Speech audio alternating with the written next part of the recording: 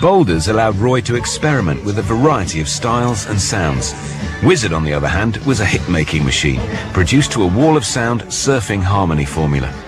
The group had 2 number ones in 1973, but it was a seasonal offering, written and recorded in the middle of summer, that has been the group's most enduring release. We did it in August, and we fitted up some blue lights and 2 really big fans, like windy type fans, in each corner. Recording studios don't have windows, so you don't know which time of day or night it is or any of that kind of stuff. So we got the blue lights in there, we got the fans in there, and we left them on for about 2 hours. We set the gear up, and by the time the band went in to actually record the song, it was freezing. So we all went in there with overcoats and bobble hats and scarves, and just to get the atmosphere. I thought the atmosphere of that was so important.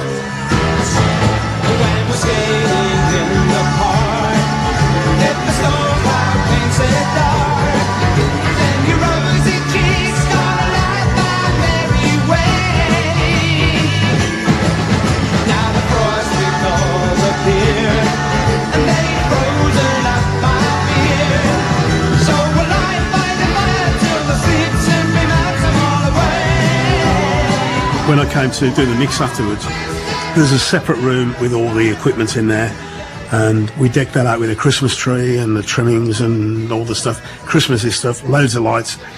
And then there was a local school from Birmingham that we got down to do the backing vocals, the kiddies things and everything, which was absolutely great. We came down in a coach, and we got loads of pop and crisps in the back for the kids, and I created Newcastle Brown for the band, you know, and it was a school project for them.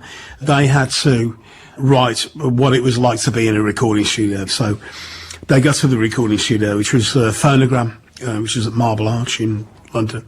And I showed them the mixer desk and all the stuff, and explained to them how a record was made. And they were writing all this stuff down on a notepad and everything. And by the time it came to doing the vocals, they were really relaxed by then, you know, and I think by the second take they did it absolutely perfectly. It was brilliant. And then after that we booked them a table at the Hard Rock, which hadn't been open that long in London. I think there's 4 tables, so there was 1 member of the band on each table, surrounded by 10-year-old 11-year-old kids that were all interviewing us about the band and all that kind of stuff. And it was absolutely lovely.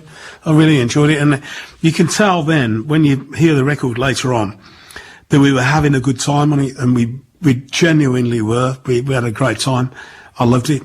And I listen to stuff from years ago now, and the first thing I think about is, with modern day technology, that could have been recorded much better than it is. But listen to the Christmas one, it works all right, you know. And what I wanted to do was write something that could have been a soundtrack for a Disney film, and hopefully I succeeded in that. I Wish It Could Be Christmas Every Day is one of those songs that has everything, including the kitchen sink, thrown into it. But it's all meticulously planned. We heard earlier how Roy had made the most of just 8 tracks for ELO's 10538 Overture. But in mid-1973, the majority of studios were still only on the next level of technology, as used on Angel Fingers, and also on this follow-up single. Mark Radcliffe. I think what people don't realise is that Roy had 16 tracks. So in theory, you could record 16 things. But not Roy. I mean, what Roy would do, he'd record 3 drum kits on all the tracks. So he'd have 16 tracks of drums, whatever. Then he'd do what's called bouncing down, which basically you squash all those, you decide what you're going to do, you make decisions as you go along, you put all those onto one track. So then you've got 15 tracks left again. Right, what should we do now? Well, should we have a bass? Yeah, well, I have 3 basses, with a bit of French horn in there as well. And then we bounce that down. So in a sense, you've got 2 tracks of music of your 16. You've already recorded sort of 40-odd tracks of things. Let's have 14 cellos now. It's not only a kind of a feat of mind power to keep hold of what you're doing. In those days, there were no computers. You don't put a sort of code in and it says, oh yes, that 2 little beats of cello plus triangle, a timpani beat and someone doing a football rattle are at these digits, and you immediately load it up and plonk it in. You had to know where it was on a reel of tape. Someone had to note down on what track it was and at what actual time, if you put the tape on and you press 0, and you time code it and you spool through at 13 minutes, 42 seconds, someone has to be keeping all this information. And it's Roy. So you can imagine what Christmas is like round Roy Wood's house. He throws absolutely everything at you. So if he's going to make a Christmas record, it would have absolutely everything on it. And the curious thing about this multi-track is that because of the way Christmas records are made, it was made in the heat of the summer before it was released. So apart from creating the atmosphere in the studio, he has also created a very sumptuous Christmas atmosphere within the way that he's constructed the backing track. Once again, multiple tracks. Each track contains multiple instruments, so there are the traditional 3-drum kits, but on this there's also some of those other things. Timpani, there's a track of timpani. No Christmas record would be complete without bells. Here are the Christmas bells. There's the saxophone arrangements, again, very multi-tracked. Subsequent Christmas records have used these type of figures to create this sound.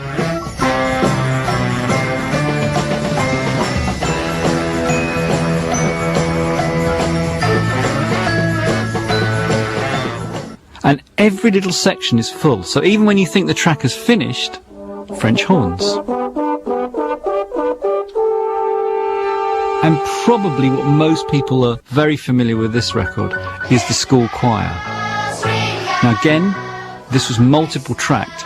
Now Roy had an issue, because this was 16 track, at one point there's a little bit of SMPTE code left. Now SMPTE code is a noisy code. If I just play you what that sounds like. That was used to synchronise 2 machines together because Roy actually ran out of tracks. And so in order to record the choir... Brought another machine in. Correct. And then it was able to copy those into the track. So what we have here is a result of that multi-tracking.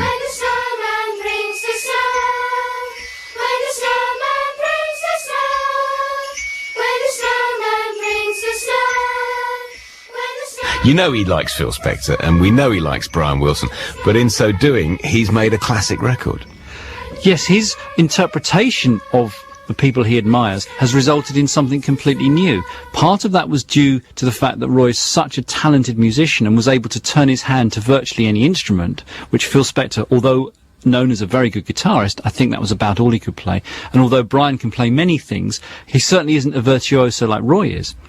And I think Roy was gifted with 16-track technology, which seems primitive now in the computer age when we have virtually limitless tracks, but you have to imagine at the time 16 tracks offered producers an enormous amount of freedom compared to 8 tracks. So Roy made maximum use of the technology that was available to create these absolutely monstrous epic records. Acoustic instruments seem to sound entirely different in Roy Wood's hands. Well, Roy had the ability, because not only could he play many of these instruments, he was very aware of overdubbing and how you get the best results. If you play exactly the same, mathematically perfect, it's not as good as a enhanced performance. So Roy was able to incorporate very subtle changes in the way that he played the second or third take on top of itself, which resulted in a much bigger sound.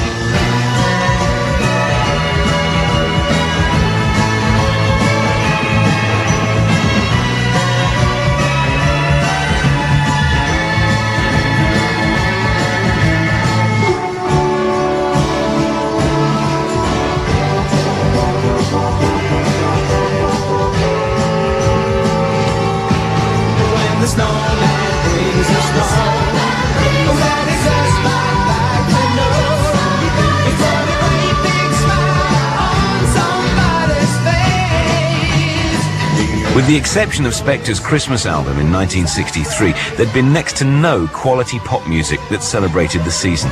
Yes, there'd been novelty hits from Benny Hill, Clive Dunn and Rolf Harris that benefited from Christmas sales, but with the releases from Slade and Wizzard, we not only had seasonal hits, but classic pop songs as well. Mark Radcliffe. Starts with a cash register. Before it was very complex. Oh, it's all become terribly commercialised, hasn't it? The record starts with a good joke. This is wit and imagination. All these things are the icing on the cake. It's a great song, it's well sung, it's well performed, it's full of interesting instruments. It's his usual huge construction, which must have taken God knows how long, you know. And none of those guys were averse to a drink. It wasn't like it was done by boffins in a laboratory. Heaven knows how many tracks they must have mistakenly erased, or things had gone wrong. You know, heaven knows how long these things took. But at the end, there was always Roy with attention to detail to make his attempt at the definitive Christmas record. And it is one of the definitive Christmas records.